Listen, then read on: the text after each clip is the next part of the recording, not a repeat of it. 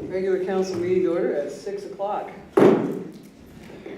And welcome everyone, and Happy New Year. May 2024 be good to you all. And I need a motion to adopt the agenda as amended. And I'll have the motion first, and we'll have the amendments. I'll move that the agenda for the Tuesday, January 9th, RCM 2024 be accepted as amended. Okay.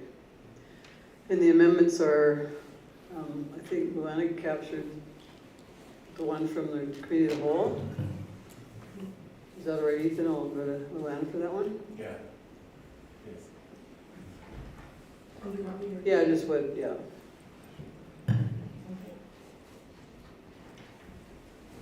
To return HR policy 004 passed in 2019 with changes in markup format, the current salary grid for all positions, and any comparative survey, if there is one, and the hiring policy with changes in markup format, enhanced wording for resolution 558/2023 regarding staff travel, and October 2020, or Where are we at? to the January January 23rd. 23rd regular council. Well, we're adding it to this agenda as a item. So we can call it 9.7. Yeah. Committee Adding it to of- this committee of agenda. the whole recommendation. Okay, Yeah. that's Sorry. good. We're on a roll. She's gonna get to do that again. I'm ready. Okay, and we also have Brittany Morrison here. We're going to add Brittany as a delegation, or as a presentation actually, because Brittany was the winner of our council Christmas card contest. And I think that's it for additions as far as I know. And there's no deletion, so I will call the vote to adopt the agenda as amended. All in favor? It's carried. Then we have adoption of the minutes. Yeah, we do. I was actually looking at item 2 still. Adoption of the agenda. So, tonight we have here with us Brittany Morrison, who, Luana, do you want to put up the picture that went out on council Christmas cards? And do we have that handy too, the council Christmas card that Lisa created? Not on this computer. It was wonderful. But that's the picture. We added we didn't, I think it was Sarah and Lisa that added very creative Disbury branding to it, and a Merry Christmas message to our colleagues and neighbors and friends. And I'm going to ask Brittany to come up here so that I can just shake her hand and we'll get a picture of, I don't know, maybe we should even try to get it up there with that picture behind us. And, Oh, you want to do that? well, we'll do both. Can you do all of it? We can do it all. Do a panorama? Some cameras can do that. So, thank you for the picture. We truly appreciated the Disby Santa for you. And I know that the prize package, Nicole will get that to you. But I certainly want to shake your hand and congratulate you for your talent. And for your interest in submitting a picture to our credit card contest. And our Christmas card contest. So, here. And congratulations.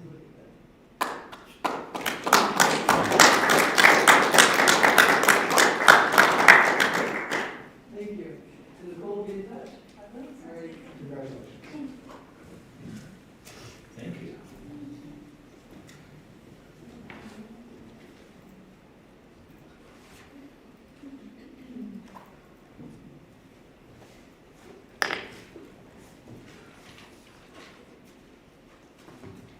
We'll do the minutes now. have December 12th, 2023, regular council meeting minutes. Motion. Nobody wants to make that motion? Councilor Windsor? Thank you, Mayor Hunter. I will move that the December 12th, 2023 regular council meeting minutes be accepted as presented. Councilor McCoy? Just a quick question that popped in my head. When we make a change to the agenda like we just did, does the change go on the original one that sits on the website? Someone answer that? No, it doesn't, but what it does, where it is reflected is in the minutes, as the minutes show that change was made.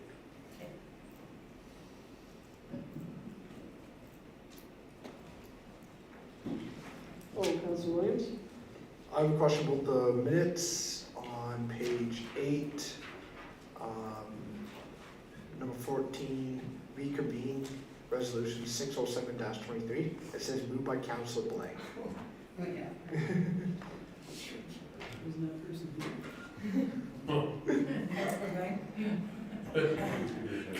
Take a guess as to who it was. Yeah. I did, Does anybody remember that? yeah, I've got it.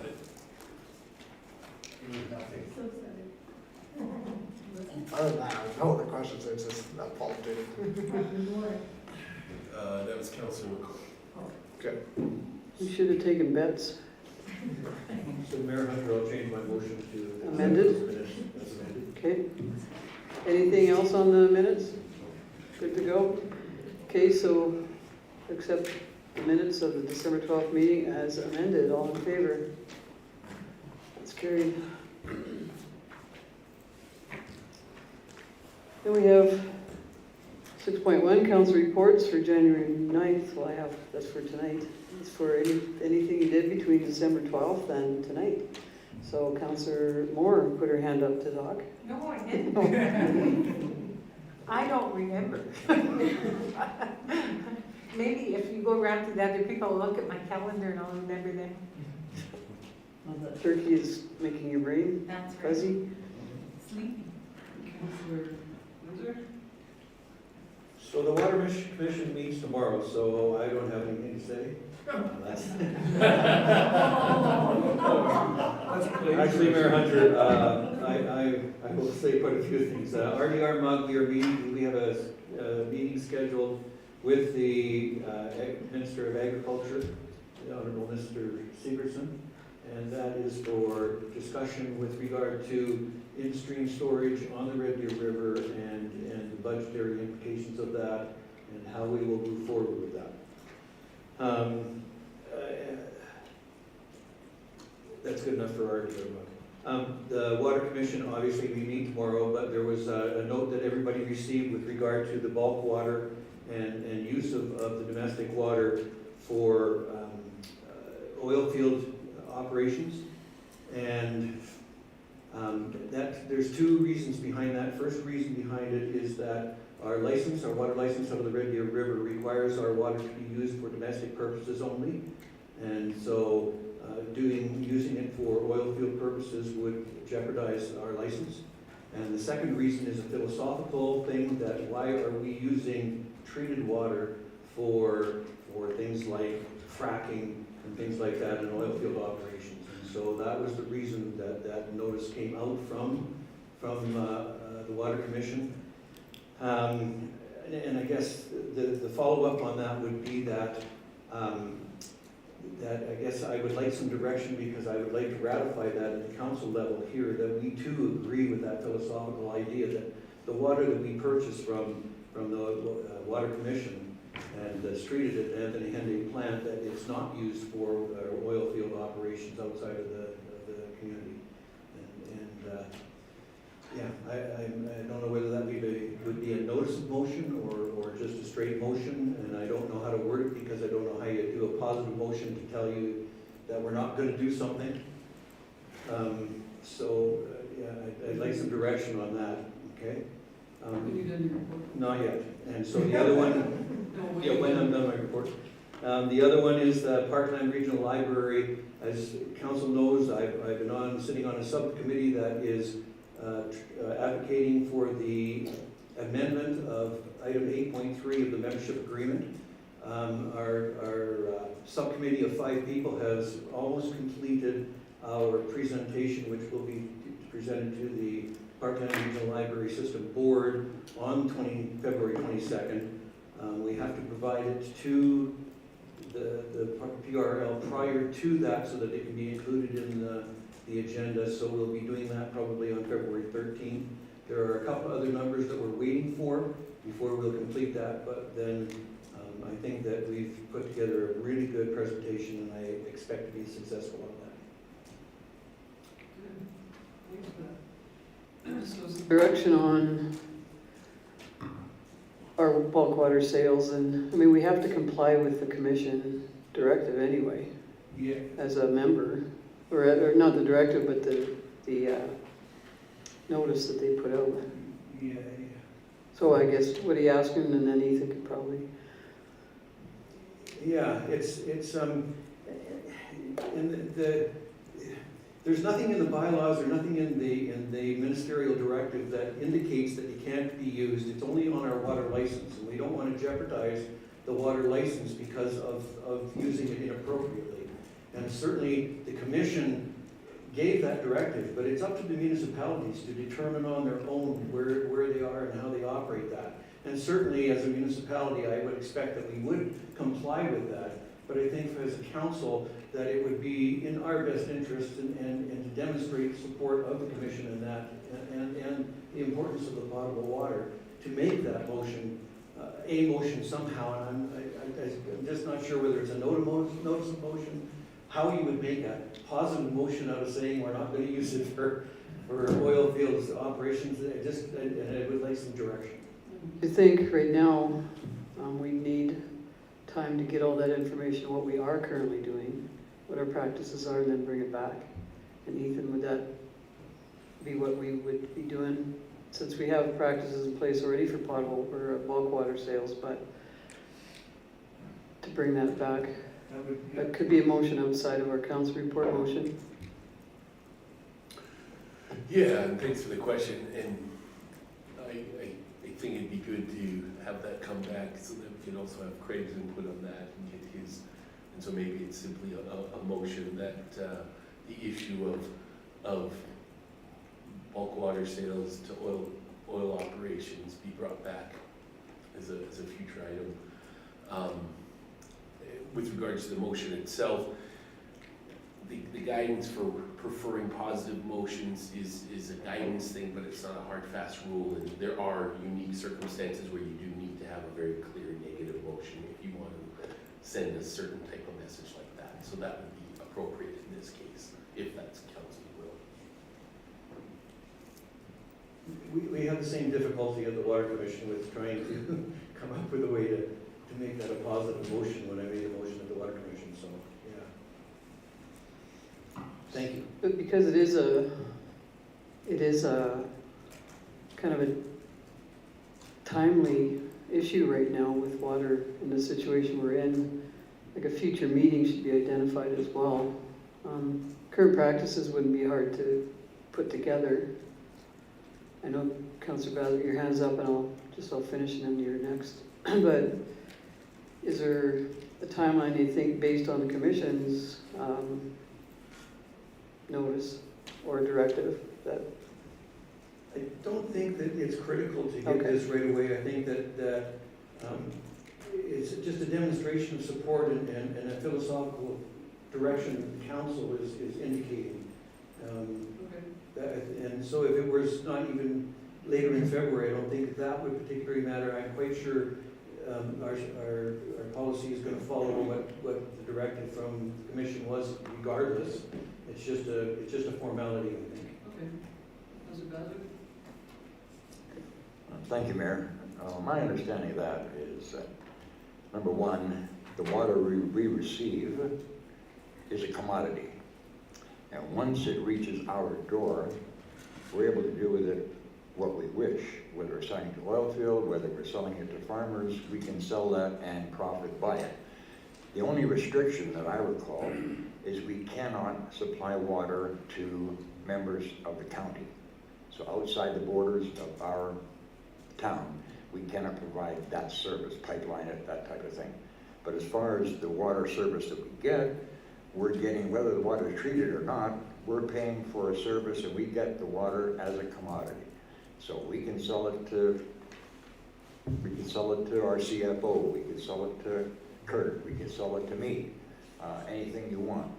There's no restriction on that. That, to me, borders on restriction of trying to think of the word, restriction of commerce. You can't do that. So I would reject that option from anybody, commission otherwise. Thank you. But maybe, Ethan, you sent us out an email that the commission sent us. And I think that's important here, because we are being asked not to sell water to oil and gas from the commission directive. So were you aware of that? No, and that's unreasonable to me. Okay, but they did, and I guess when it comes back, that'll be for discussion, whether or not you vote for that or not. But that's your input on it, thank you. We'll put all that information. And that was December, that was after the 12th, December 23rd. yeah. But point of order, this isn't for discussion, this is a report on people attending things. We're not into a discussion on the result of that meeting at this point. None of you saying we should be discussing until after the fact. These are just reports on what's happened at the various boards and committees, right? I know, but sometimes other motions come out of it, so that's just what we're dealing with here. And the advice is to send it back for information to come back. That'll be after we accept our committee reports. Councillor McCoy? Just a clarification question for Councillor Windsor. You used the words domestic when you talked about water. Domestic includes all commercial business inside our boundaries? Thank you. All right, go ahead. Well, you're still in your report? Yeah, just to clarify that, and it's the water license that's issued by the Alberta government that uses the word domestic. That is for domestic use only, and so that's why this whole thing has gone the way it is. And the town of Crossfield was selling their bulk water to an oil company for fracking, and that they had to make a rash decision. We had an emergency meeting to deal with it, and so that's what precipitated all of this. All right, thank you for that report. Councillor Williams? Thank you, Mayor. Nothing to report except tomorrow on Wednesday, January 10th, I have a Municipal Planning Commission meeting and a Policy and Governance meeting. That's it. Thank you, Deputy Mayor. Only one meeting since the 12th of December, and that was on the 13th of December. The PEG&C committee met. Won't talk about that because we're bringing an item forward on 8.1 on the agenda. We'll talk about it at that time, but that's the only meeting I had since our last council meeting. Thank you, Councillor McCoy. I really have nothing to report. Councillor Baswick. Okay. And I did submit my whole report, Mayor Barkley from Innisfail did for me on Cape. It's a very good article in the paper that's what Cape's up to right now, and I thank her for making my work easy. I had a meeting too to transition to become the treasurer of Cape, and I've been busy with a lot of planning and paperwork, so those are our reports, and we'll have a motion to accept reports as presented, and then you wanted to make another report, Councillor Windsor? Yeah, not another report. Okay, so a motion to accept reports as presented. Councillor Moore? Call the vote, all in favor? That's carried. Go ahead, Councillor. So, Mayor Hunter, I'll move that council ask administration to return information on on water, water sales, I don't know how to word this thing. Yeah, water practices with regard to oil field operations. Fair practices Is that, is that good enough? Does that cover enough scope? I think so, yeah. Do you want to repeat that, Luana? Moved by Councillor Windsor to have administration return information on water practices regarding treated bulk water for oil field use to a regular council meeting in February. That would be great. That's exactly what I said. I don't think it's water practices, it would be department practices on the sale of, like the rest of it was, Maybe info related to the sale of bulk water to the oil operation. I don't want to make it hard for you, Luana. We apologize in advance. So I'll say that one more time, and Councillor McCoy has a question in the meantime. Just, can I ask it now? Yeah? I just, you mentioned that you had a CAPE report that was very well written, but it isn't included here, and some of us don't necessarily read paper. Oh, it's in the external reports. Okay. Yeah. But it's not here, but it will be online. Yeah, the external reports are online, and you got to email them to the, Yeah, yesterday, I think. Yeah, I did. Yeah. Moved by Councillor Windsor that administration return information related to the sale of treated bulk water for oil field use to a regular council meeting in February 2024. All right, I think we have it. I will call the vote. All in favor? Opposed? That's carried. We have the CAO report for January 9th, 2024. Councilor McCoy. Sorry, I forgot. In the council reports, it talks about, it has 5 members of council, but it seems to be missing 2, myself and the deputy mayor. And that might be perhaps because we haven't spent any, but I still think we should be reflected on that list. True. And I asked for it the other day, I think I sent perhaps Yeah, CEO or you, somebody I Yeah, sent a not me. message to. We can bring an updated chart. I think if you CC council too, remember, that helps. This was like before that. And this is after the whole motion and everything, so you have to thank me for that. And we'll stay on track from now on, so we'll capture that. And I guess Deputy Mayor would like to be on the report too? Okay. All right, we are on the CAO report now. Are there any questions or comments? Okay. It was a good report. I think the year-end recaps were really nice to go through and see some of the highlights. One of them was third quarter, but I'm sure we'll see fourth quarter coming up because they're probably just compiling that. Overall, I thought the CAO report has got good information. It's a big read, but it's good. Thank you. Thank you. Councilor McCoy? I just want to clarify, 2023 permits issued for principal dwelling units. It says 6, and I'm just curious because up until now it said 2, I think, and for quite some time.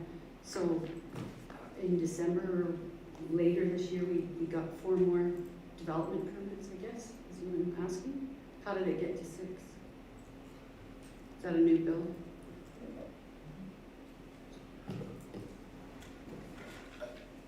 I'm assuming that might have, I don't have it in front of me, so I'm not entirely sure right now, but I'm assuming that might be because those were quarterly reports.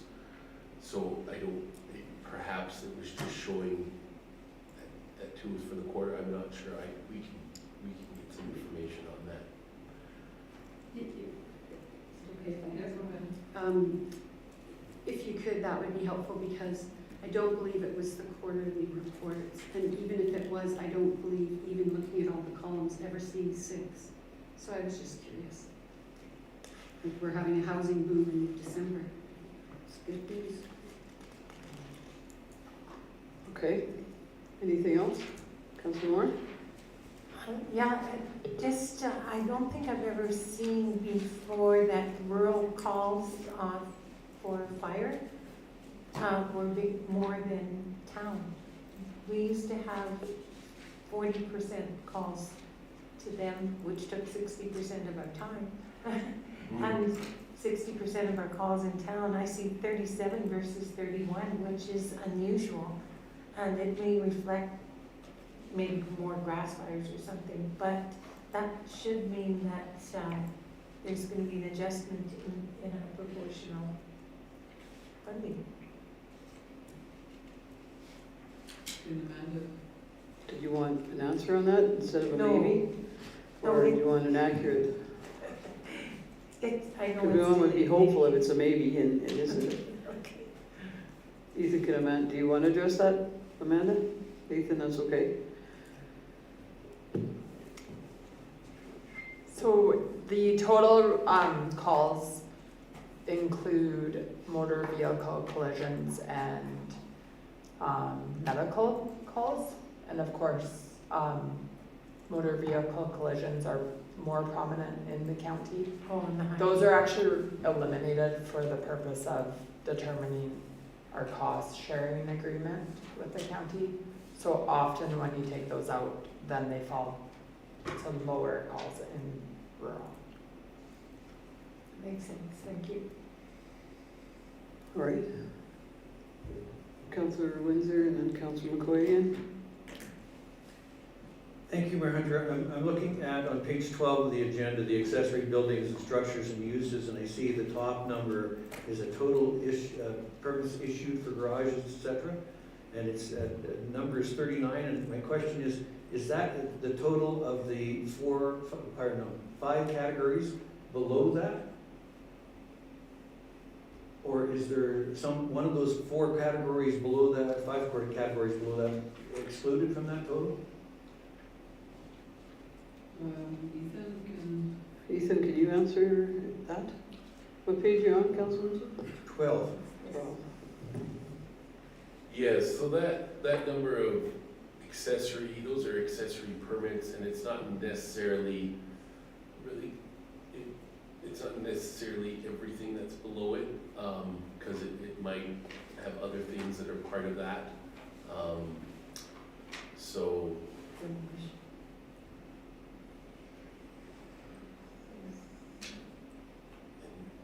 yeah, I mean, I'm not sure if that math even corroborates there, but, yeah, so not necessarily, but,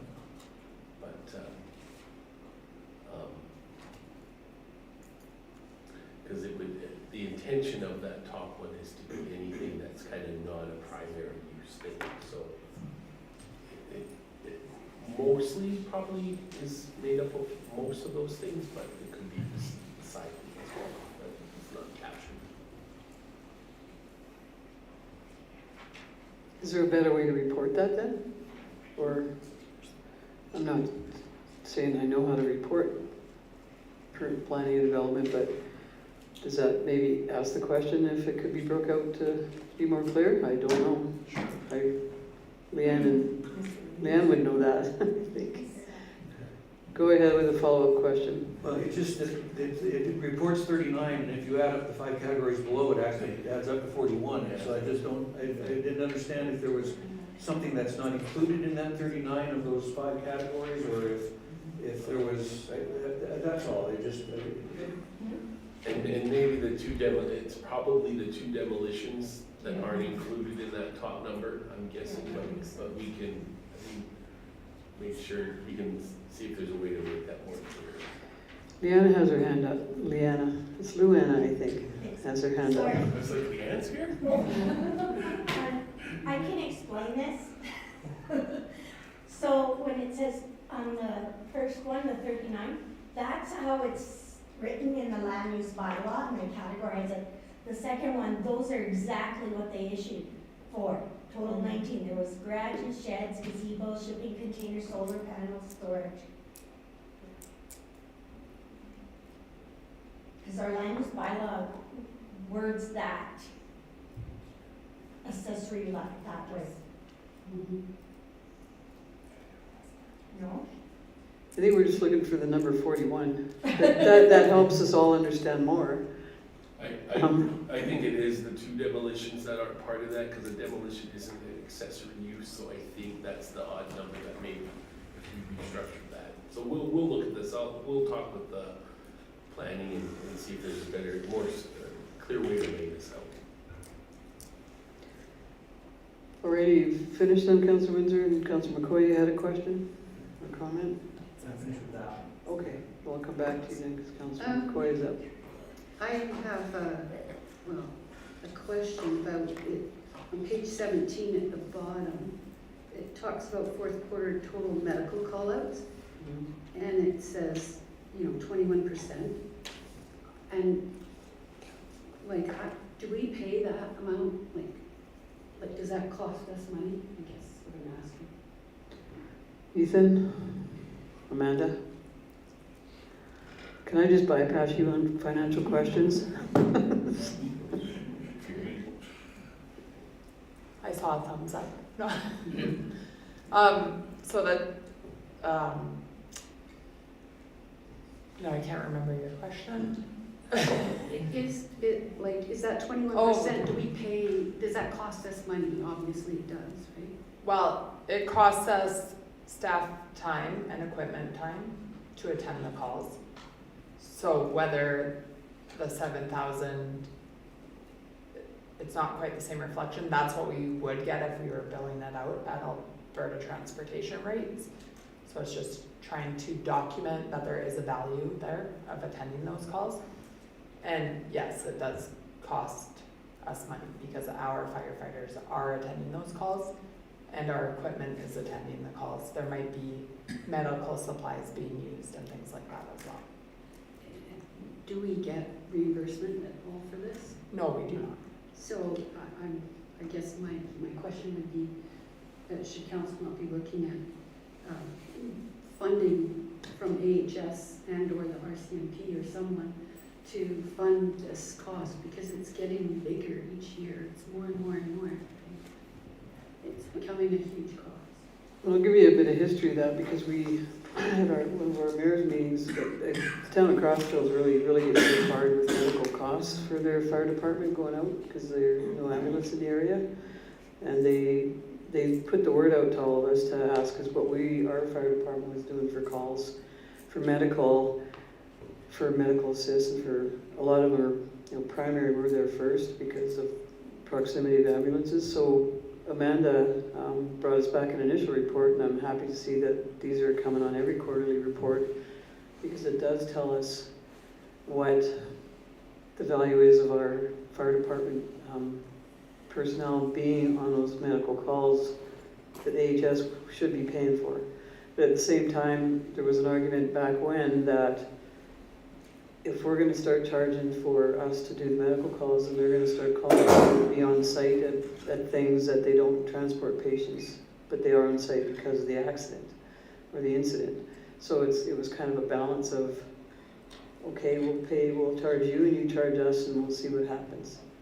So right now, I know Crossfield's taken further steps, but at this point, I know we haven't pursued that as a billing to AHS, but if council's interested in that, then we would discuss that at some point.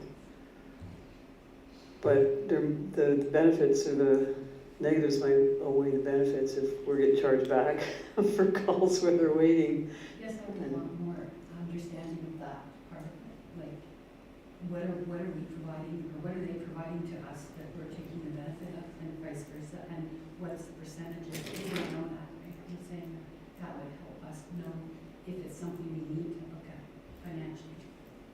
And it was back when that answer came, so it wasn't during this council's time or the previous council, but I think it's worthy of future discussion, because I know, and I think Crossville would be a good good resource because they have started engaging with the government on that, or they've actually stopped responding to the calls.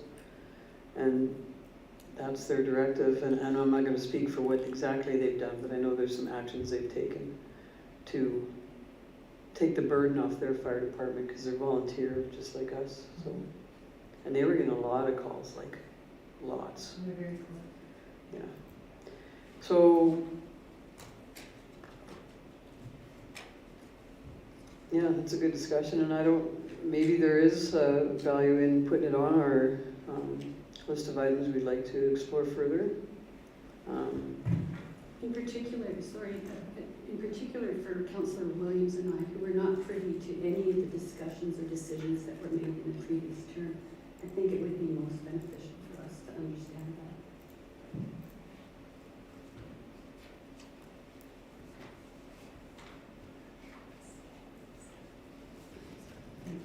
Okay. Any other comments or questions you have on more, Councillor Windsor? Thank you, Mayor Hunter. On page 21 of the agenda, and I'm going to go to the bottom graph just because it's visual and it's much nicer to look at. We see that in all categories, the 2023 numbers have been reduced except for traffic. And I'm wondering if that's because there is a focus now, because that's the council priority on traffic, or if indeed the road users in our community are getting less responsible. I don't know how to say that politically correct. That wasn't a good try. Can someone answer that? I think that's Luana's department. So, in 2021, we didn't have a CPO one. And then in 2022, they started enforcing, and now Officer Ron has a lot of, he has a new way of doing things. So if you're ever at a school, you see him all the time. He's always there. People commented to him during school times. And he's always had someone pulled over every single time.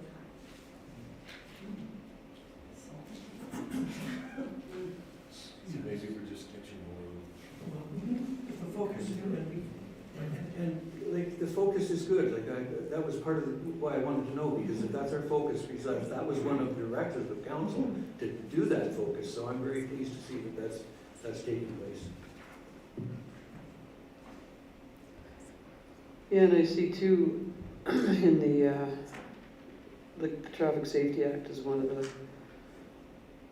of the highest reports and occurrences. So, and I don't know if you can even answer these, Luana, that, you know, with the highest incidents are, you know, our community standards by law. What kind of things are we looking after there in our community? The responsible pet ownership, what are the issues? And the Traffic Safety Act, you know, Councilor Windsor just asked that, but what is taking the time With community standards, it's really seasonal, so it's mostly cutting, weed control, grass, things like that in the summer, and now it's gonna be ice and snow. So those seem to be, we had a little bit of a run-on with noise, but that was resolved. pet ownership? And pet ownership, barking, and at large. Yeah, I would have guessed that too. Come down my alley anytime between 10 at night and 4 in the morning or during the day. And I know that's there's a lot of dogs in town, you have to say, and good for, I mean, that's the attention to them is taking up a lot of time, but they're always great reports. I had, you know, Lucas and Melissa put together that this is a really good report. They're all good reports that are here, and thank the department for doing that. Nobody's asking Alexa anything. She's back here or at the table. So welcome back, Alexa. We're not going to ask any questions though. So Is there, I just had a question about our action request list. I don't know that is that changed in format, or is there we haven't had that for a while, so is gonna be are they in all these reports, or are they just gonna come again? I thought they came quarterly, but Yeah, good, thanks for the question. This doesn't necessarily have all of the fourth quarter reports. There's still a few that are coming. okay, like, yeah, that makes sense. Well, it looks like Lucas and Melissa are busy enough with action requests, so. Anything else? And we don't have any motions except and I didn't, Ethan, you obviously didn't have any verbal updates to add, or you would have indicated that. So I'll have a motion to accept the city report as presented. Councillor Williams? Thank you, Mayor. I move to accept the Chief Administrative Officer report for January 9th, 2024 as information. All right. We've had all our comments and questions. I'll call the vote. All in favor? That's carried. And now we have item 7.1 of the 2024 budget, setting the budget meeting dates. And I do believe we have a motion to set them for Wednesday, January 17th and Friday, January 19th at 5 p.m., 5 to 9 p.m. Councilor McCoy? I'll make that motion, that we set the next two budget dates, for January 17th and January 19th, starting at 5 o'clock. 5 p.m. They're just 5 to 9 because we're vacating at 9. I'm getting those. Okay, I don't think there'll be any more discussion on that. It was committee of the whole. We did a good job, so I'll call the vote. All in favor? That's carried. And now we come to our bylaws and policies. Item 8.1, the CS 003-24 community grant policy, and I still have memorized all the chairs of these committees, so Deputy Mayor is the chair of this committee. Go ahead. So this policy was directed to the Policy and Governance Committee for review and updates.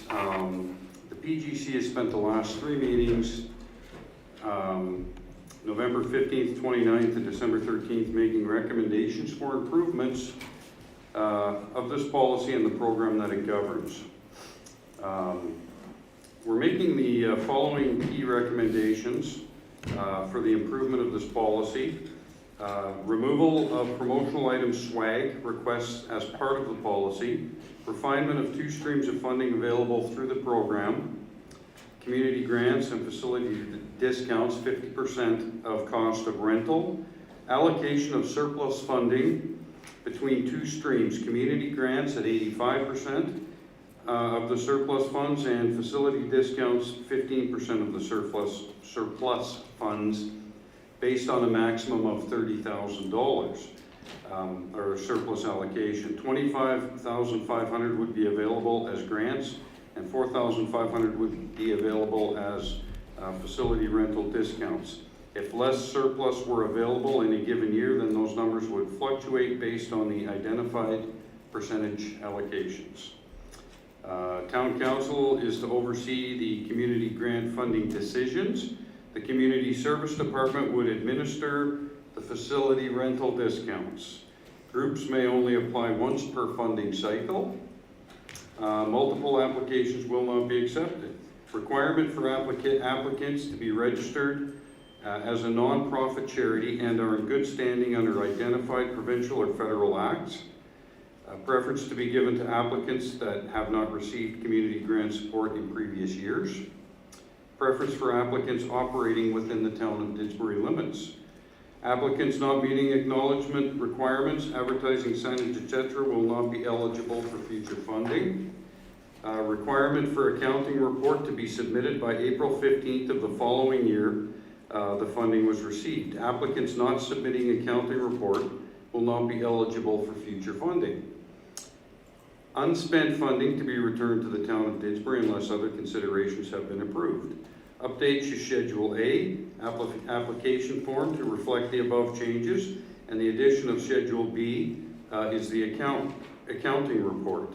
And the PGC by consensus is recommending the council approve the updated community grant policy and associated schedules as presented.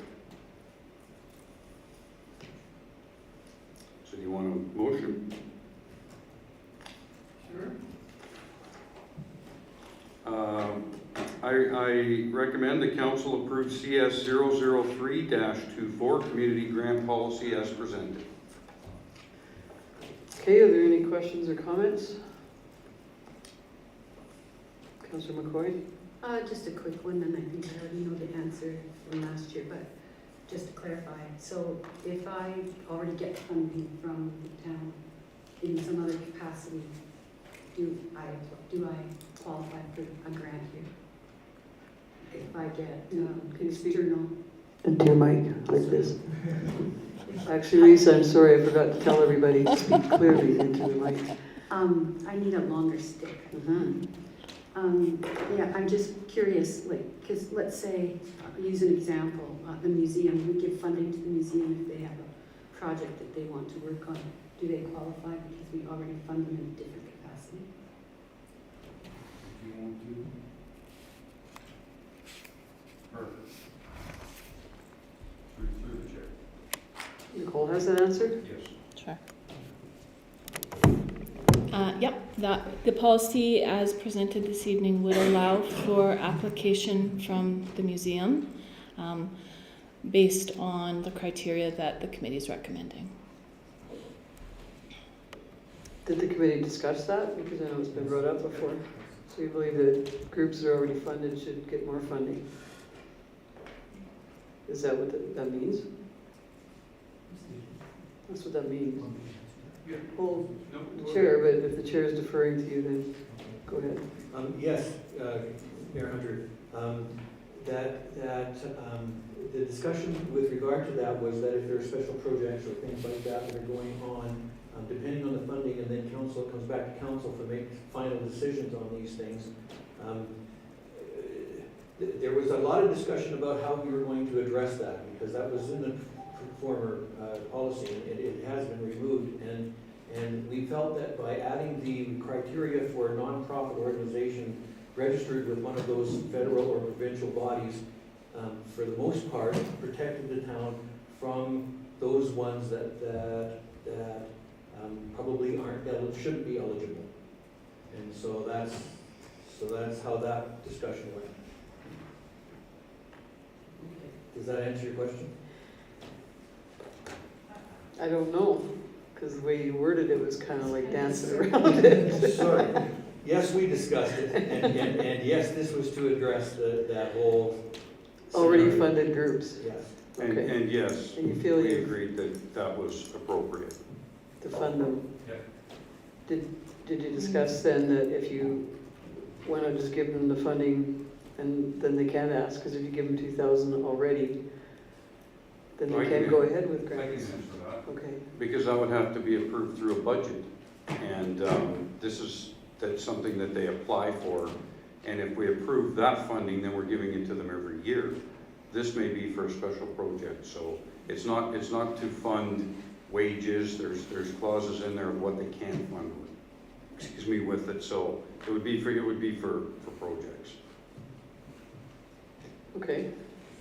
I do have another, does anybody else have any? Because the 4,500, my memory recalls that historically the facility grant, like it was about 7,000 or 7,500 before we started this community services, or community, what is this? Community grant fund. So with 4,500, and I know that people continue to ask even above our community grant, and that there's some groups that, some things we just have to do that gives people facilities and they're good causes and whatnot. So is 4,500, is that gonna be enough? Because 7,500 was all pretty much used up in past years. And it wasn't reflected in a community grant, it was just in the budget. And now our community grant is encompassing that, so I just wondered if we're already doing that above our community grant in the past years, then have we given enough to that? Because that seems to be a pretty popular grant opportunity, is that facility use. That's what people ask for all the time, is free facilities and discounted. So I don't know if did you discuss the previous amount or? I did not discuss the previous amount. What we discussed was we had $30,000 in the community grant fund, and we allocated 85% to funding, and the other balance was to rental discount. So that's how we arrived at that number. Do you mind if I ask, if Nicole answers that too, about the historical 7,500? No, Is I that all don't right? mind. Okay. Thank you for the question. So in the past, which we used to call community promotion requests, I'm not really sure why, but that was the name of our facility kind of discount program that we had. It used to be that often groups were having the full value waived, so it was 100% discount, and that's when we were seeing kind of upwards between $7,000 and $9,000 a year. When it was changed to only 50% being eligible under that previous program, we did see a decline. Obviously, that's how the math works out to it. So it worked out to kind of between $45,000 and probably $6,000. Thinking about the community grant program going forward and knowing what may come through the doors based on what's come through the doors as part of this program in the past. And when I think about renting the NPR at a 50% discount, it's only $175. So we can give a lot of 50% NPR discounts to our community groups and still be well within the budget. The big items that come are usually coming from our annual swim meet. Sometimes it's coming out of one of our hockey clubs for tournament costs and things like that. And so thinking about going forward how that might work is there a way that they can move into the community grant stream instead of the facility discount for portions of the costs of the events that they're trying to host, that would help with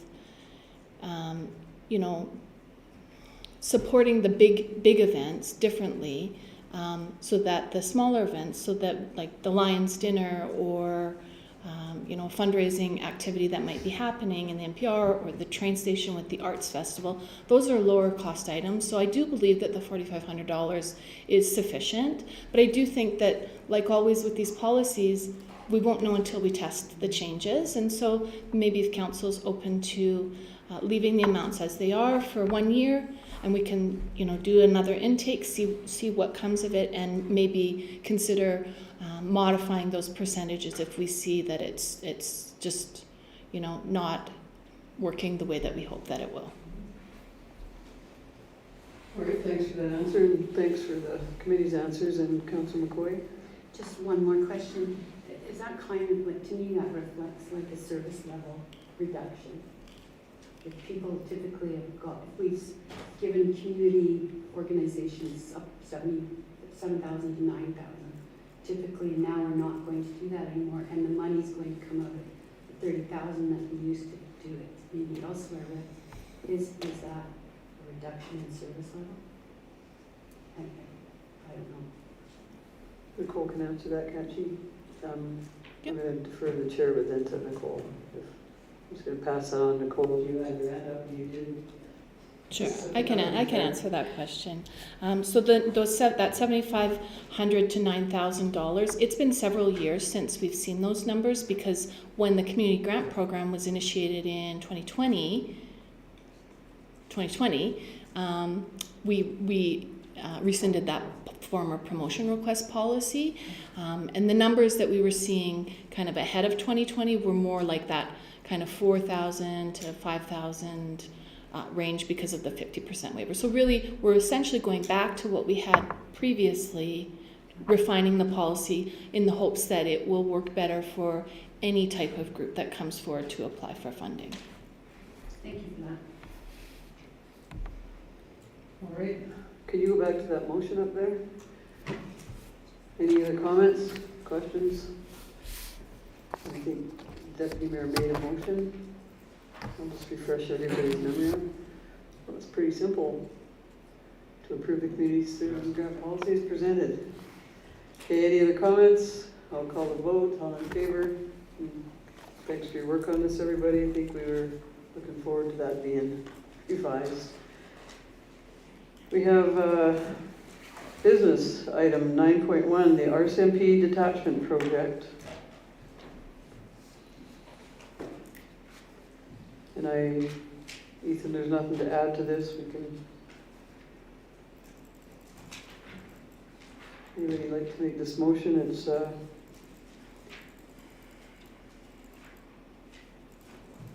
these motions.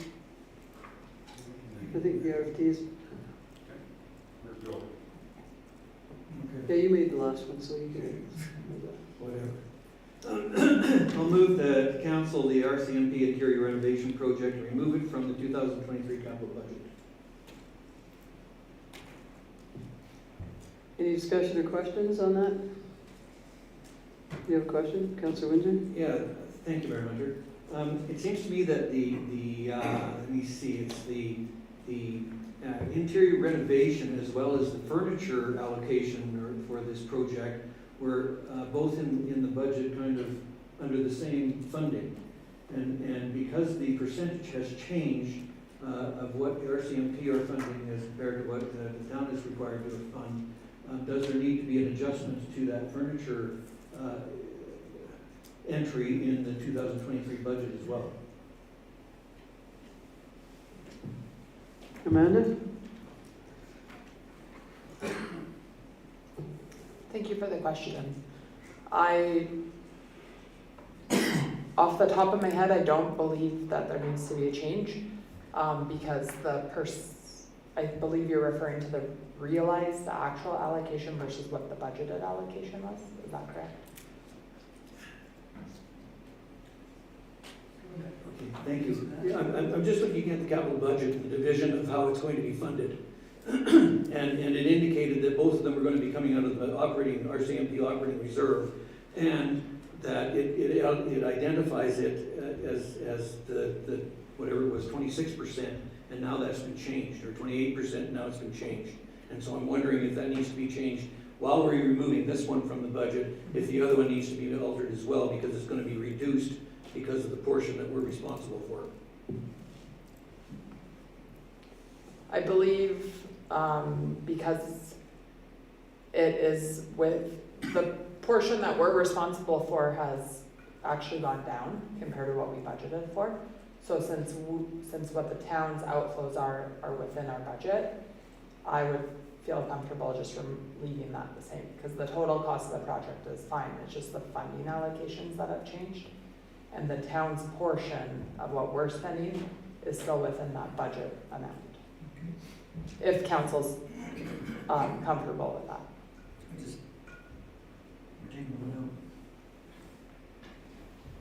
Councillor Bezic? Thank you, Mayor. I'm just wondering, as a renter, we can modify a building, whether you're private enterprise or municipality. The issue I have is that when does a tenant get the landlord to supply furniture to their new facility? Unless I missed something, unless this was in the original contract or something, but usually a renter comes in, he provides his own furniture. We don't modify the building and buy him new furniture. But that seems to be what we're doing here. Is that correct? Amanda? Yes, as part of our agreement, we provide the office space and the furnishings. And actually, I had the same thought and had emailed them about that concept, to which I was referred to our agreement, which agrees to that. So they haven't capitulated on that. They are going to carry on with the original idea that we provide furniture for that rental. Correct, and actually the furniture project, both of these projects are now complete as well. So we have provided the furniture. Thank you. All right, any other questions? comments? No? We have a motion then to cancel the RCMP interior renovation project and remove it from the 2023 capital budget. Call the vote, all in favor? That's carried. Yeah, in the second motion. Thank you, Mayor Hunter. To approve, to fund the overage of $3,127 for the RCMP detachment parking lot expansion project from the general revenue, general reserve. Okay, any questions or comments on that? You can just go after you make the motion and follow. Thank you, Mayor Hunter.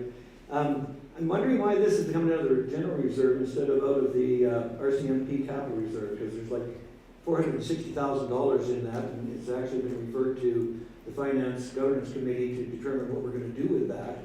So I'm wondering why it's coming out of the general reserve instead of the RCMP capital reserve.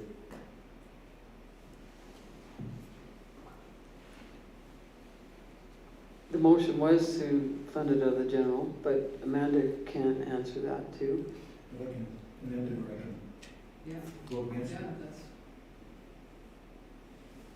So yes, you are correct. In the RCMP operating reserve, which was set up to fund future contract expenses, is about $460,000 currently. The RCMP capital reserve, which was set up for the purpose of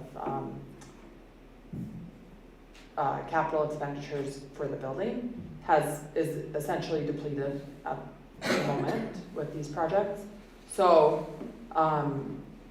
because the initial reserve was set up for RCMP contract costs, I did not recommend that for your consideration.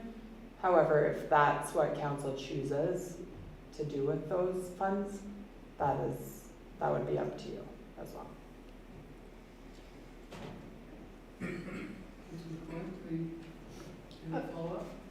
Sure. Thank you, Mayor Hunter. I think that since we're being tasked at the Financial Governance Committee with determining where that's supposed to go, or what we're recommending the council do with that, probably it's not appropriate now to do that, but it would have been nice to have had that, because there's some funds there that we could have certainly used for this that wouldn't tap into our general reserve. And maybe what I should be asking council is if they would like to do, make a change to that. It's only $3,000 out of $460,000, that we would be able to allocate that out of the operating fund, RCMP operating, instead of the general fund and reserve, general reserve, and leave that general reserve alone. But I'd like to see that brought back though, so it's in front of us as to what would happen, rather than sit here hypothetically and Yes. think about it. Can we, I mean, we don't have to make that motion right now. We can make it next meeting and have the motion be that, bring back that information for the RCMP operating reserve to be used. Or To follow up on that, Mayor Hunter, how critical is it that we get this allocated for the overage? We would be fine to wait till the next meeting to make that decision. So then can I retract that motion and make a motion to bring this information back to the January 23rd RCM with information regarding funding this overage out of the RCMP operating reserve? yes, you can remove your, or withdraw your first motion and make a new motion, but you'd have to say it again so Luana could catch that. Okay, well, just the second motion, I'll move that we place this item on the January 23rd RCM to look at the possibility of funding this overage through the RCMP operating reserve. Any questions? Go ahead, Councilor McCoy, and Luana will craft that. My question is, like, I'm not sure of the wording under recommendations, like to cancel the RCMP. I know you're reversing that, but I don't understand that to cancel the RCMP interior renovation project and remove it from the 2023 capital budget if it happened. Like, what, we're removing it, why are we removing it from the 2023 capital budget if it was a completed capital item? Like, I'm not sure what that recommendation actually means to council. Like I Amanda could just created think the- separate thing. Amanda created this whole RFD, so you can answer that question. We already did pass that motion, but for clarity.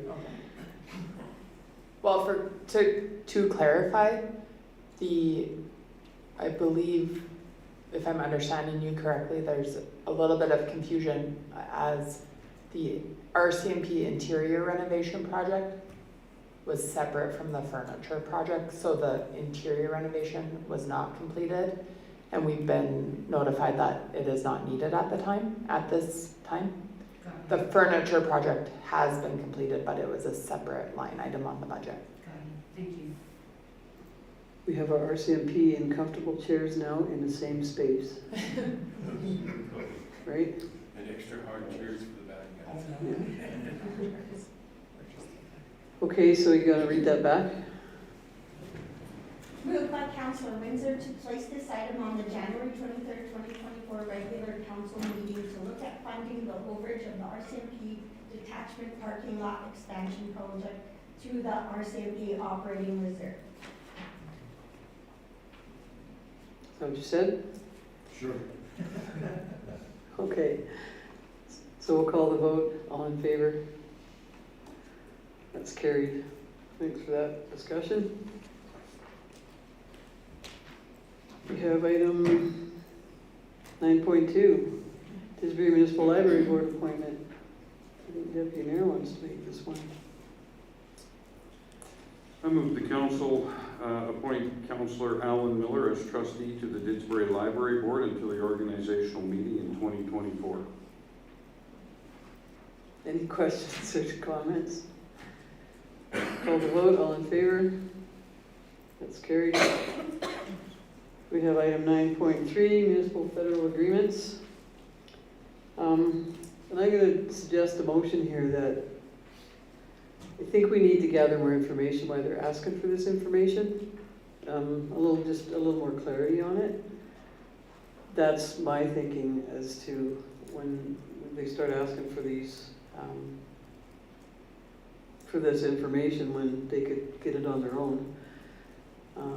Why wouldn't we ask them just for a little more of an explanation as to why we would present that? And it's just, and we can bring it back to the January 23rd meeting because they want it by the 31st, I believe. And there's an addition there to, they usually email the letter, but they just emailed the comments and then added the information request. So I don't know if everybody's had time to read that original or the emailed comments and questions. And if anybody would consider just asking for more information on, and I'll qualify that comment because we're all here with Alberta municipalities saying we're not getting equitable funding for our infrastructure.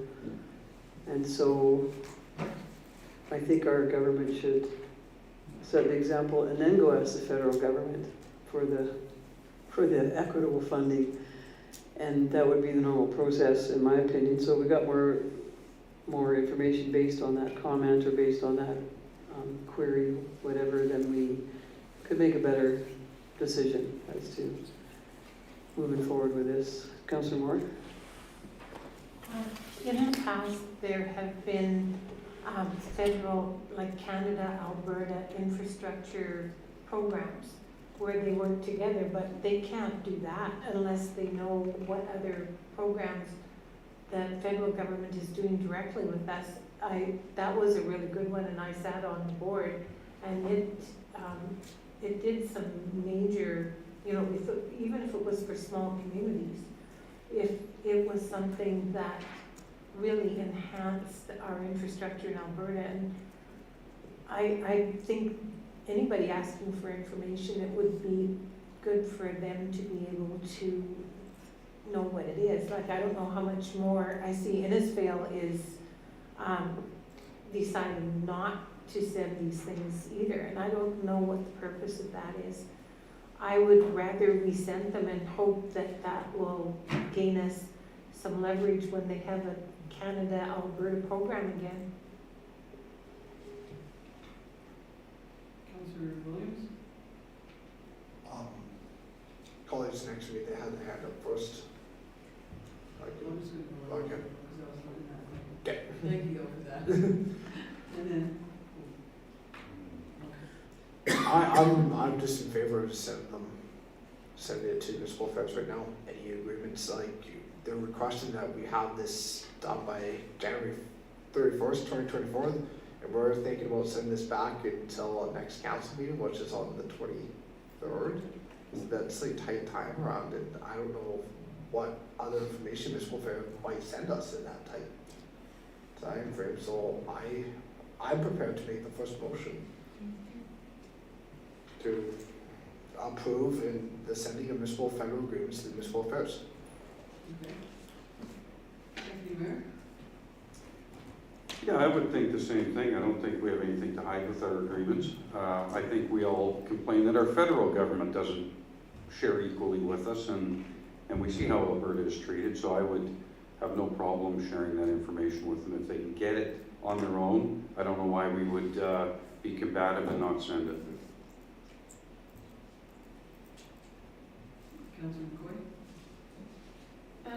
I guess I have a question, because everyone's saying they can get it on their own. I'd like to defer to maybe financial side of things and ask, can they find this all out online without having to get a report from, I can't look at you and talking to that at the same time. That's okay. I'll let you look at the mic. That's absolutely. So I'm in agreement that it should go now and that we shouldn't be a thorn in their side over just them asking for some information that might long-term help us.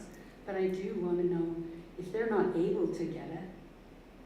I want to know that, because then that rationalizes why they're asking. I guess that's my question. Because I've heard it said 2 or 3 times now that, well, they can get it themselves, right? So I'd like to know if they actually can get it or if they need our help. Amanda, do you know that? To be honest, I don't know if they can get it or not, what information they'd be able to obtain from the federal government. I'm sure the agreements are in our council meeting minutes, but then they'd have to go through our minutes to find each one. That's the only way that I can think of, but other people might have a different idea. Thank you for that. Can I ask Luana about that too? Just because she's legislative services, and would you mind if she answered if there's a way to access? I have a And then, database of all our agreements, so we would have to go through all of our agreements and determine what ones are federal. or can they But they're access it asking- other than through us? Is it public already? Oh, Yeah, can they yes, access? those are public, what the federal government provides funding for are all public. No, but could they go and get the information on their own, or would we Yeah, have oh, to? yeah, they could go to the federal government websites And find it? we should be able to, and anybody should be able to. I haven't looked though. Okay. I would defer to just doing it if we already have that spreadsheet. Yeah, that's fine. Any other comments or questions? Councillor Windsor? Thank you, Mayor Hunter. Being the completely trusting individual that I am, I would hate to have this come back to us with our federal or our provincial government using this to reduce our funding because we're getting it from elsewhere. That would be my fear.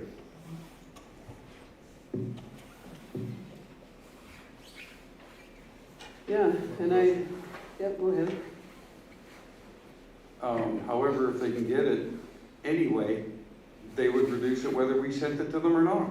So I don't know why we're fighting them. Just give them the information. If it's out there, send it to them. It's not a big deal. Yeah, and I won't support the motion, I'm fine that council thinks that's what they want to support. Just for my comments at the start, that if their equitable funding should be the example, and then we should ask for it after that. So until we get our LGFF initiative resolved and moving forward, that's what I see as positive for us and for Alberta, and that's what their focus should be, is on our municipalities. So that's fine, and we'll have the motion on the table to, you can say that again, because Councillor Vasquez hand up. what? Councillor Vasquez. Oh, I'm sorry, I didn't see. I apologize, Councillor Baswick, because you keep it down here sometimes. So, you go like Councillor McCoy, like this. I can get a bell or. That would be good too, I think you should. Bring one next meeting, I have one. No, I agree with my colleague, Councillor Williams, that they have more resources than we do. If they want to find this stuff out, why burden our administration with that chore? And they probably get 200 people that could, in research, to deal with this. So, yeah, I agree with my colleague. Okay. So we'll call the vote that Councillor Williams to restate it? Yes, please. Councillor Moore, thank you for your support in restating the motion. Thank you, Mayor. I move to approve the sending of municipal federal agreements to municipal affairs. And we'll call the vote, all in favor?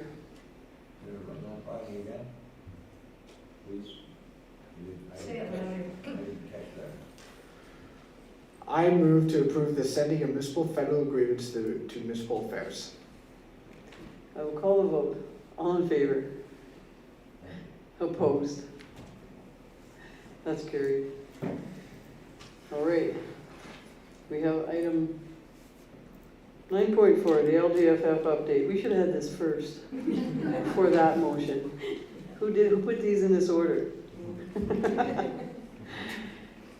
Because this is very relative to my previous arguments, and based on the announcement that just came out, and the Alberta Municipalities statement, and based on the webinar we're going to listen to on January 18th. Would anybody like to make a motion on, or have it on this item right now?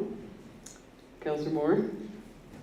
I move that council accept the local government fiscal framework LGFF update as information. Are there any questions or comments? Councillor Windsor? What choice do we have? To accept it? Well, it is information. Yeah. Yeah. Yeah, they've made the formula, and they set the pace, and that's the end of it. Yeah. So, Councillor McCoy? I would say that it's an improvement over last year, so I'm kind of excited.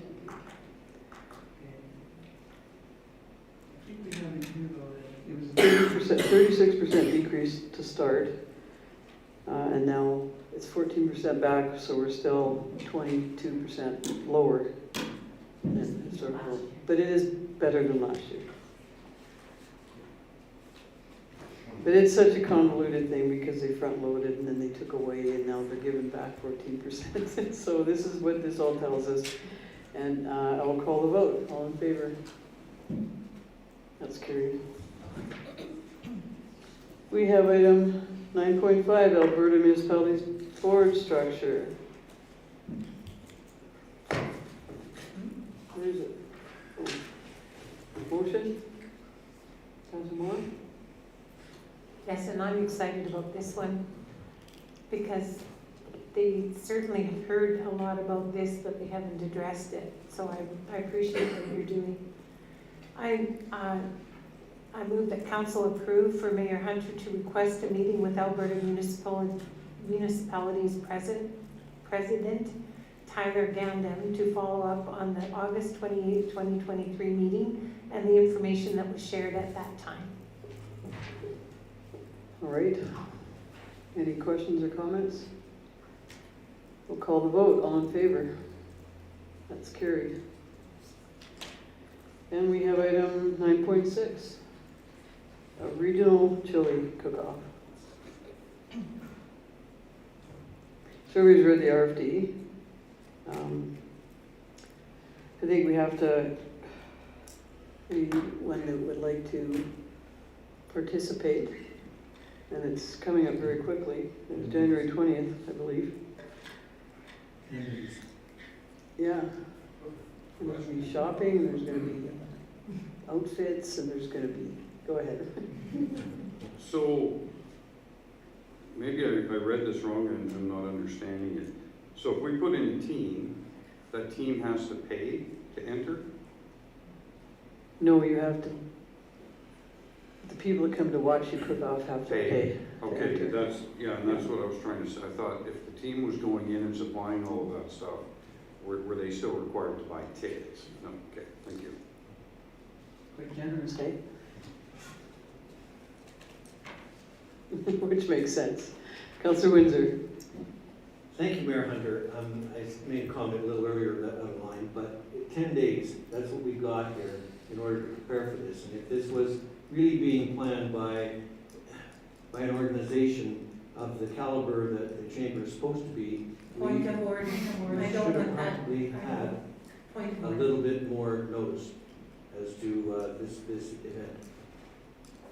I think you have to stop. As soon as someone says point of order, can't carry on. I'm not accepting the point of order because it's a comment that a councillor wants to make. It's a derogatory comment, which I do not accept. And that's fine, but Councillor Windsor made it.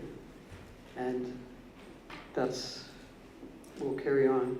That's, I think we've got respect- opinions. It's not I would opinion. like to write, Respect is absolutely imperative here. Councillor Moore, we've got an opinion before on councillors making statements at the table, a legal opinion. And I'm going to stand by that legal opinion on what if councillors say that, then that's what they say. And if anybody wants to challenge that legal opinion, we can bring it back. But at this point, that's my recall of the legal opinion that we got on a previous statement. That had to be 2 or 3 years ago, I think, but. Just a question. Mhm. So if you got a legal statement about comments that could be made at the table, could that be shared with Councillor Williams and I, so that we're aware of that? You would, I don't have the opinion that would have come through Ethan, so I guess if there's, councillors can ask for anything, so now that you know that there's an opinion, then email Ethan, CC council, and I'm sure he'll share it. So,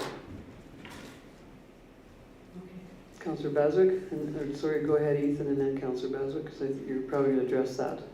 Yeah, I can simplify it. Just, council had sought opinion on, because there was some conflict at times with things that were said at the council table. And the legal opinion basically is that as a councillor,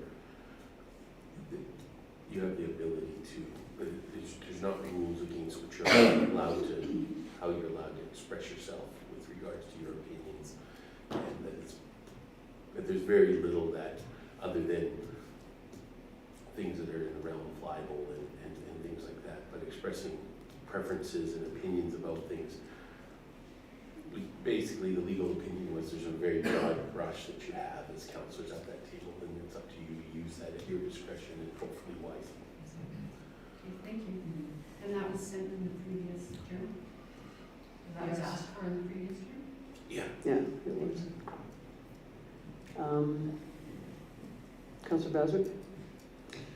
Thank you, Mayor. Correct me if I'm wrong, but my understanding, when a point of order is called, all conversation, dialogue, and debate ceases and you move forward.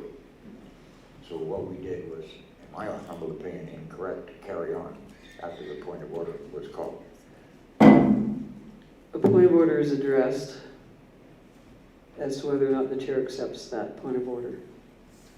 So I don't accept the point of order for that reason of the legal statement. We've already gone on that, on guiding what councillors say at the table, because they say that they're responsible for it, and point of order, with the legal statement, I recall very vividly what the situation was, and we went for a legal opinion, we got it, and then we carried on.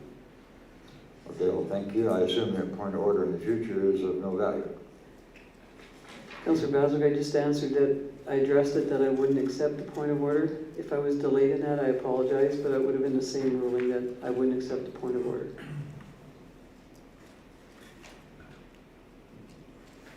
You may not want to hear things, but sometimes we do, and I think it was a code of conduct situation, actually, and we got the legal ruling, so that's where it came.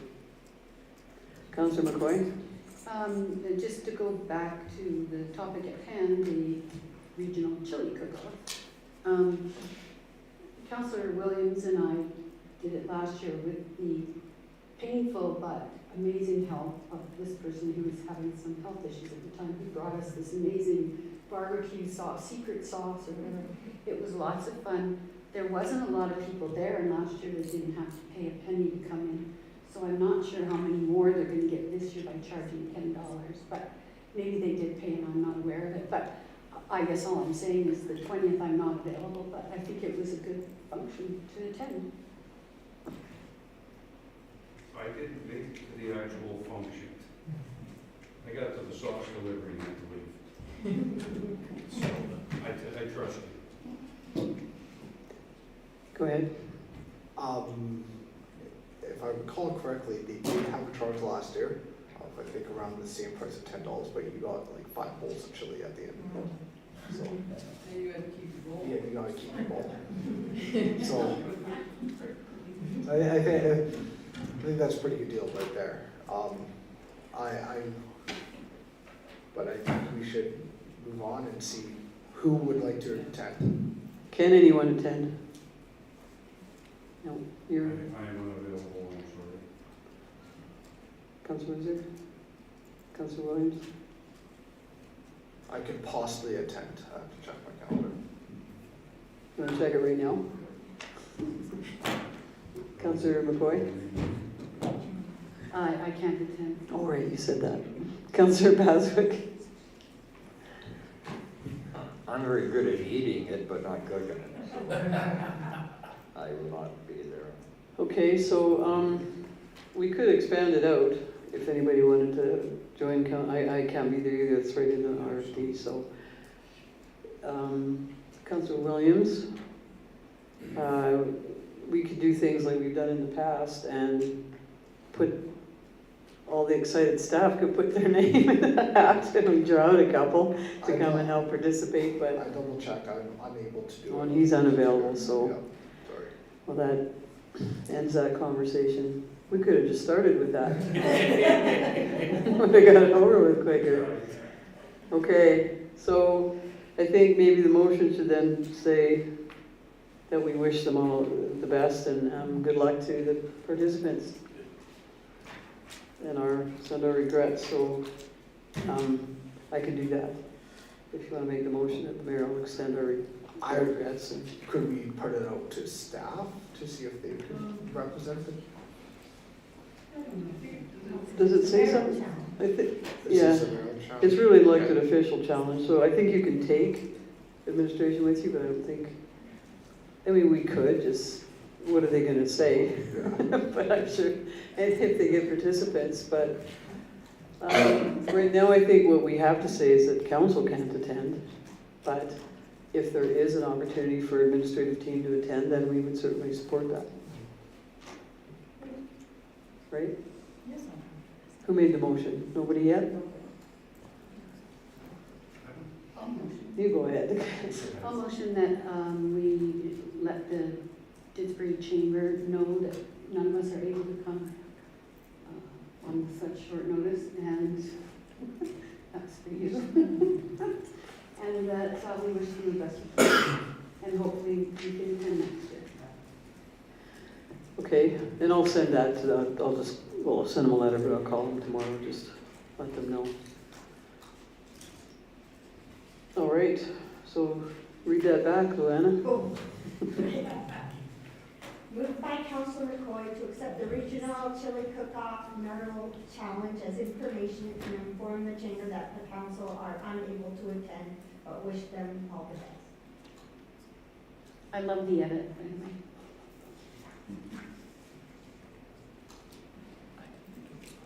So just that the mayor will inform it, just so there's not any confusion between you and me, Okay. because I think we should send a message from council to them. Okay. All right, call the vote, all in favor? That's carried. And we have the item 9.7, committee of the whole recommendations. And Deputy Mayor, did you want to make that as well? Yeah, I don't remember what it was. Do you have it? Yes, You have it? yes, I do. If you put that up, I'll approve it. You want me to put it up on the screen? No. Oh. Read it to us. Okay, so, moved by whoever, to refer HR policy 004 passed in 2019 with changes in marked up format, the current salary grid for all positions, and any comparative survey if there is one, and the hiring policy with changes in marked up format, enhanced wording for resolution 558-23 regarding staff travel, and October 2020 RFD to the January 23rd, 2024 regular council meeting. Thank you. You should be a council member. That was very well done. Oh, yeah, you are. Right, it was you that made that, thank you. Comments? I'm just wondering if it should include the org chart. Just because if we're going to look at grid and, pardon me? Do you want to add that? Okay, it says this Councillor, no, Deputy Mayor's motion, so you want to amend it. You can make a separate motion. So any questions or comments? We should probably have it recorded. Okay. Luana has that recorded vote. I will call the vote. All in favor? That's carried. Do you want to make a motion? Yes, please. Here I am. I'm going to make a motion that we also request a current organizational chart.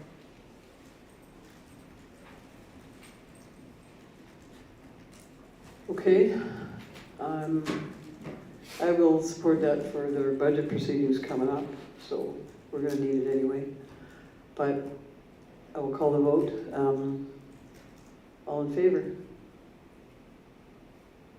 Opposed? That's carried. Thank you for that. And then we have correspondence and information, which there's none. And council meeting highlights. I don't even know who to start with anymore because everybody started at least 5 times. Councilor Williams, I'll let you. Okay, we're going to go with the RCMP detachment project, the expansion for parking lot. I think it's a tight parking lot in there, so yeah. You're in there, what? And you're happy we're paying more for it. Apparently I am. But at least we're getting a bigger parking lot. Okay. Councilor Windsor. Thank you, Mayor Hunter. I will select the community grant policy update. Yeah. Councilor Moore. Mine would be the enforcement. I'm really happy to see how that's been going and that they are working hard on, especially around their schools and traffic enforcement. Okay. Councilor Baswick. Oh, I guess I'm gonna have to go with the Didsbury Library Board appointment of Alan Miller, considering he's my son-in-law. I have to go with that. Councilor McCoy. Well, you might find this one a little odd. Oh, yes.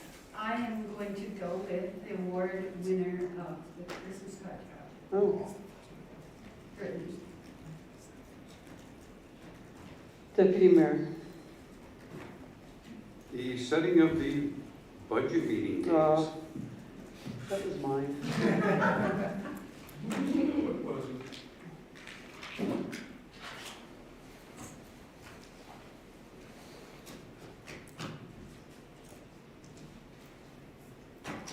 I think the whole meeting was a highlight, so, because it's hour and a half only. Time that we got the regular council meeting done. Brevity.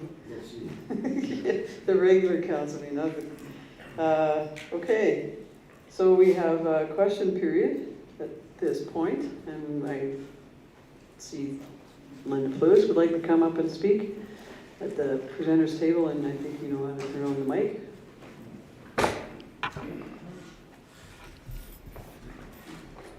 Just press here. Yeah. Hold it, maybe.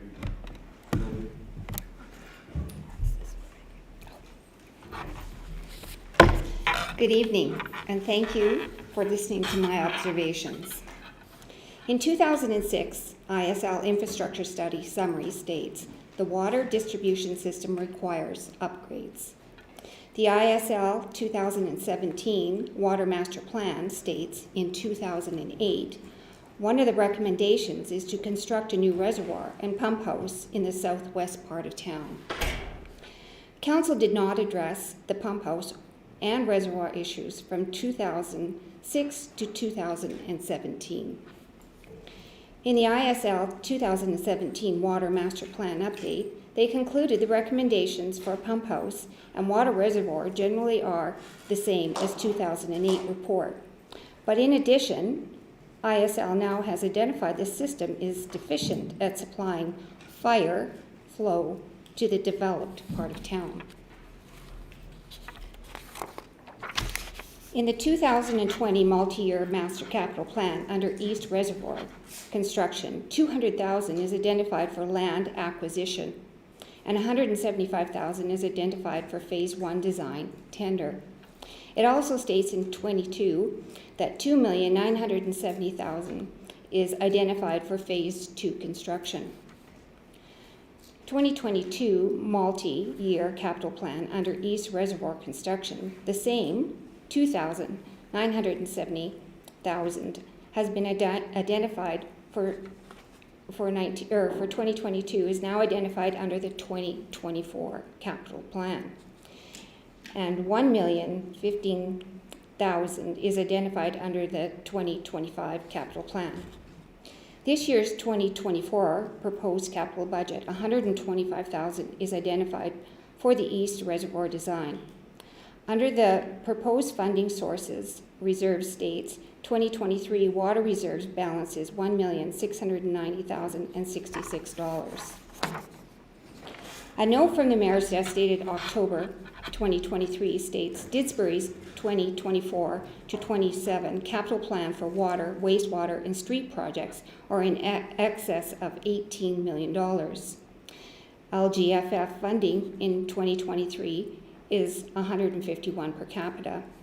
At a population of around 5,000, $755,000 will be received from the provincial government.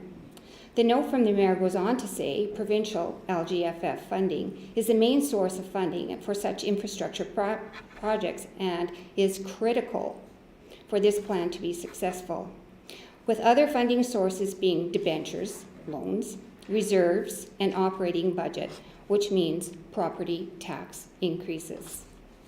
In conclusion, from 2006 to 2024, the recommendations from ISL regarding the water reservoir have not been acted upon by council. It is my understanding the existing water reservoir is now at end of life. In addition, we do not have water capacity in case of a fire. From the information provided, we have a shortfall in funding. The question is, how are we going to replace a failing water reservoir without increasing taxes? Suggestions regarding funding for water reservoir are as follows. temporarily close the pool, temporarily close the arena. Investigate why there is an increase of 23.7% under salaries and benefits from 2020 to 2024 proposed budget. In the 2020 costs, there were $3,977,860. The projected cost in 2024 is $4,700,898. Our revenue has not kept pace, which means we've had to cut into operations in the amount of $9,012,023. I look forward to hearing council and the CAO's views on these issues.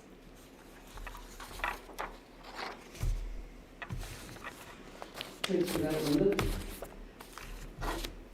We have a project update coming out, and I hope you'll read that, I'm sure you will, and that project update will be coming soon on our East Isbury Reservoir, so that's what I can answer right now. And if you have other specific questions, I encourage you to read the update first, and then we'll answer what we can after, at that point. It's important, and council agreed it's important to have that project update, so we'll be dealing with that tonight, and the project update will be forthcoming, and I'm committed to getting it out quickly, so that we have information for questions like yours, and for citizens who have inquiries about our East Isbury Reservoir project. So are the answers going to be prior to the 17th and I think you said 19th budget meetings? Because this would be a budget concern to me.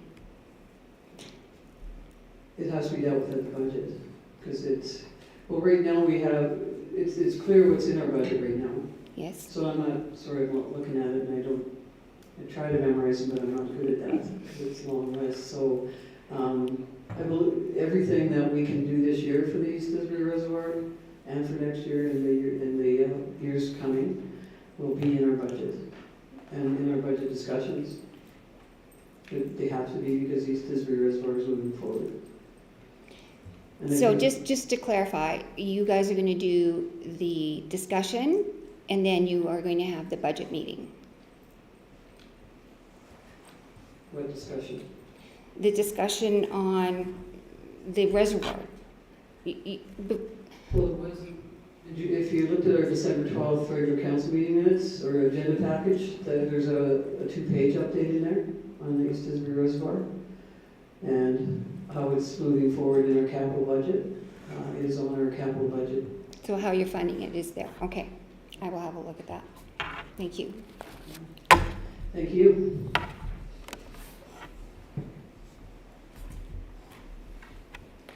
Anything else? Hi, Dee. Hi. Thanks for coming. We helped you out with a 1.5-hour meeting tonight, so sometimes we have people sit for 2.5 hours before they get to us. So thank you for being here, and I know you listened to everything else that went on tonight, so that's a good thing. Always happy to inform our residents. Okay. And you don't have any questions then? Okay. All right then, so I guess we'll adjourn the closed meeting at 7:40. If I give it 15 seconds, it'll be 7:44. It's been kind of the way it's going. So if somebody says they make the motion for 7:44, all in favor? That's carried.